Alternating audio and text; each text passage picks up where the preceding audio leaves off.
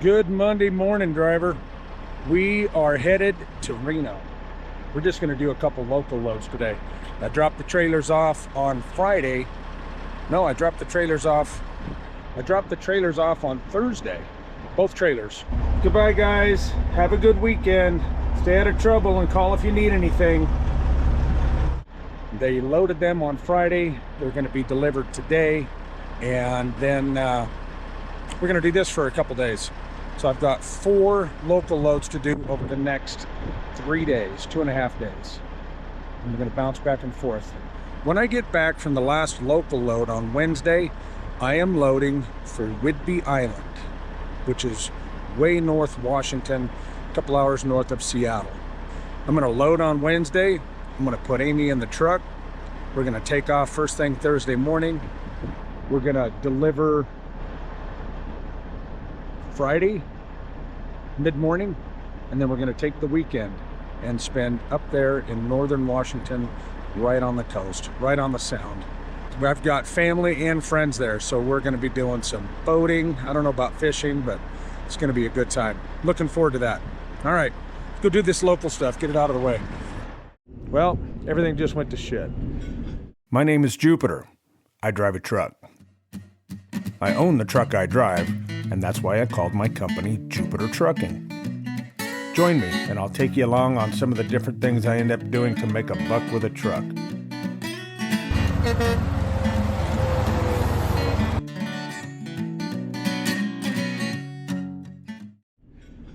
The load that I had going to Whidbey Island just pushed. It didn't cancel, it's just postponed now. So I was going to do it this Wednesday, load this Wednesday and leave, and now I'm not leaving until next Tuesday. So that changes everything. Amy will no longer be coming with me. I will no longer be hanging out. It'll be a Wednesday, it'll be a Thursday delivery. I'll just get it done and haul ass for home. And that also means now I need to figure out what to do for the rest of the second half of this week. So this whole week's video plan got changed. Whereas I was going to do the whole week I just described, it got cut short. So there'll be a couple days worth of work in here, and then I'm going to tell the Peterbilt story. That's going to be the second half. And I hope I can do it justice.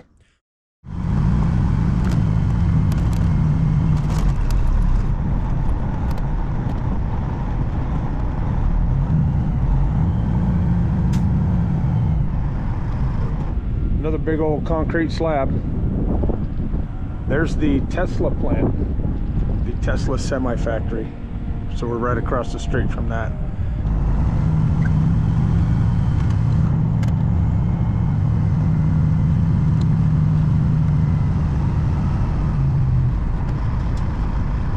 Okay, let's try this again.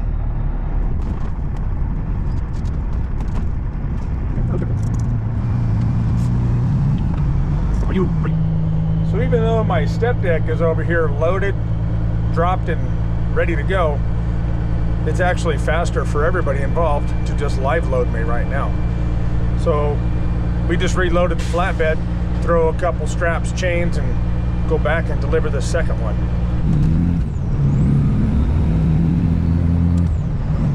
There's Randy. He's empty already. That's good to see.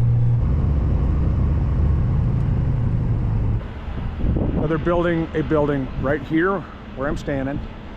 There's going to be another building up there. That's a pad up on top of those rocks. There's already buildings over there. We did those. They're not, I don't think they're occupied yet. So I heard that this is probably going to be a Tesla building. And the one up there, and maybe one of the ones down here, or another one or two around here. There's John over there unloading. That's one thing about doing local work like this, is you hang out with your friends all day, even though it's a lot more hectic sometimes. It's 2 o'clock. I'm done for the day. I'm gonna go home. We'll do this again tomorrow.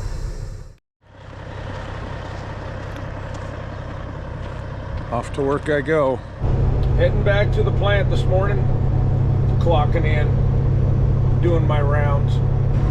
So we delivered 2 loads with the flatbed yesterday, and we're gonna do one today, and we're gonna use the step deck tomorrow. That's already loaded. They're not quite ready to load me, so I've got to sit and wait for a minute. There's the step deck, all ready to go. So I'm gonna kill some time and throw some straps. Ta-da, all done.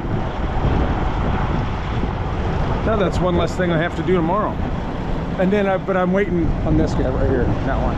That's the one. And we're done. It's a race today. See how fast we can get this over with.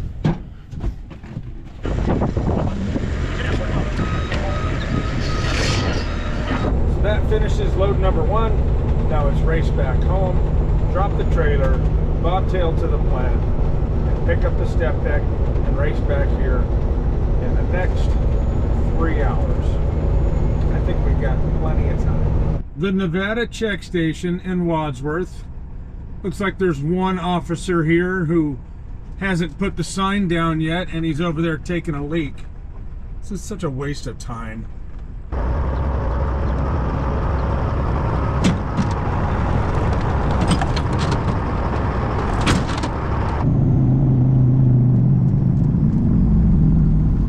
The sheriff's department has been up here writing tickets to anybody who's not parked on the other side of the white line. Well, this is it. 2 days, 4 loads for this building. Wild horses. Truckee River. So what I'm going to do from here on out of this video is I'm going to tell the story of the Peterbilt. I've been asked about it several times. I've been waiting for the right time. I've been wanting to finish the entire thing and then tell the whole story, but that's not really going to kind of work. What I'm going to do is I'm going to tell the story from the beginning up to today, because recently and then from here forward there's been a lot of progress, and we're getting ready to see some real changes and some real updates in it. Here's the story of the Peterbilt, how I ended up with it, and why it's important to me. Enjoy.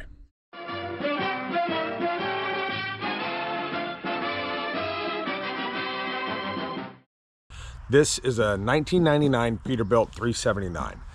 I want to get into a little bit of the story as to how I ended up owning it before I get into the story of what I'm in the process of doing to it. In 2023, this truck belonged to a friend of mine named Jay. Now, I met Jay back in 2010 when I started working at Old Dominion Freight Lines. In 2008, I closed my first business. I had a hay business making small deliveries, and I closed it, and I went and got some trucking jobs. I lived out of town for a while, and I was finally able to land a job back home as a local driver with Old Dominion Freight Lines. And that's where I met Jay. He had started there about a week before I did, and he was the very first guy I met, and we hit it off immediately. In 2013, I left Old Dominion and reopened my hay business and went back to work for myself. In 2015, I bought this Kenworth and I turned it into the trucking company that it is today. In 2021, a friend of mine decided to retire, and he put his truck and trailer up for sale, and this was the Peterbilt. I passed the information along to Jay, and he decided that he wanted to become an owner-operator himself. And he'd owned some trucks before, a long time ago. He'd been a driver since the 80s, and I hooked him up with my customers and my mechanic and a lot of connections, and he even hired Amy, my wife, to be his office manager and handle all of his books, his compliance issues, filings and reports, and all the stuff that you need to do. Answer the phone, be kind of like a dispatcher, where she would find loads just like she did for me. And they became really close. They talked every day, and she was a shoulder for him to lean on. He was a single guy, and he ended up actually renting a house from one of our neighbors and lived just one door away. So not only were we friends, we were kind of business partners a little bit, and we were neighbors, and we became pretty close over the years. While growing up, Jay's father had owned a trucking company in Montana, And Jay was extremely proud to have been able to take the truck up and show it to his dad right before his father passed away in 2021. That was really neat, and he was super excited to be able to do that. By early 2023, Jay's business kind of running into some rough spots. He had some personal issues too that I don't really know the whole extent of, but in May of 23, Jay decided to take his life. We were taken completely by surprise. It was unexpected completely, and rather difficult. Since we were so deeply involved with his business, we were pretty involved with the aftermath of what happened and the cleanup and the whole mess. And in the meantime, while things were getting sorted, the Peterbilt ended up being parked in my yard, and it sat out there for a few months while we tried to get the paperwork taken care of and all that. At that point, I decided to buy the truck. I got a pretty decent deal on it. Since we had shared a mechanic, he had a whole bunch, like a pickup load of parts that he didn't want anymore. Obviously, they didn't belong to him, so they now belong to me. I had a pickup load of parts for this truck. I had the truck, and I had no intention of putting the truck on the road. I never had any intention of putting a driver in it. I'm not going to replace the Kenworth. It's not the truck that I want. So my intention from day one was to just fix the truck up, fix it up how Jay would have wanted it, kind of do it in his memory and his honor, and then sell it. So I was out having beers with some friends one night. I'm not a body guy, I'm not a paint guy, but I have some friends who are. And we were out there talking one night, and we all kind of got excited, and we decided to paint the truck. And this is where things kind of went off the rails a little bit. So it was August, September of 23 that we started tearing the truck apart. We did a bunch of body work to it. We fixed up a bunch of things, and I bought an inflatable paint booth. We set it all up. We had a group of us that was coming over 2-3 times a week. We would work on the truck on that weekends, and we were having a lot of fun doing it. But things kind of quickly went sideways. My painter buddy, he was in an accident, and he broke his jaw, and he was down for the count. So there was no paint in the truck in the fall of 2023. One of my other friends, his girlfriend had a baby. Suddenly we didn't see him very much either, and that just left me and my other friend, and all we were there for was to fetch parts, be a gopher monkey, and drink beer. That's just kind of what we did out there. So we had the truck primed, and we had it partially painted when all this happened, and winter came, and the truck just sat in the barn the entire winter. Fast forward to May or June of 2024, the weather was warming up, and we were getting ready to work on it again. I pulled the tanks and the steps off of the truck. I had the frame rails sandblasted, and we painted those. And my painter buddy, who is also active Navy, was given transfer orders, and he had to move out of state, and he had just a few weeks before he had to go. So now we have a deadline. To make a long story short, it didn't really go so well. He did the best he could. We were in over his head. He was in over his head. We were in over our heads. And by early July, it was painted, but not finished, and he was gone. It still needed to be color sanded and buffed out and all of that. And I didn't know how to do it. I didn't know one else who did. And then summer ran out, and the truck just sat. It sat in the barn all winter long. We didn't touch it. So we're at a year, a little over a year of the truck, and it's really in a state of disrepair. It's torn apart. It's painted, but the paint didn't turn out so great, and I had no idea what to do. So that kind of brings me up to speed to where I started making some YouTube videos, and you guys started asking some questions about it, and I need to get it done, and I figured I would tell the story of it. In early 2025, this year, I decided to hire a small business that does automotive restoration work, and they were willing to come out to my place, use my barn, my paint booth, some of the tools and supplies that we had, and they were gonna finish it for me. When they evaluated it, we kind of went through it and decided that it was not salvageable. Let's just say that. It sat too long, there were too many flaws, and it would be less work, less time, less money to just start over with it. And that's kind of where we are. The truck has been completely started over.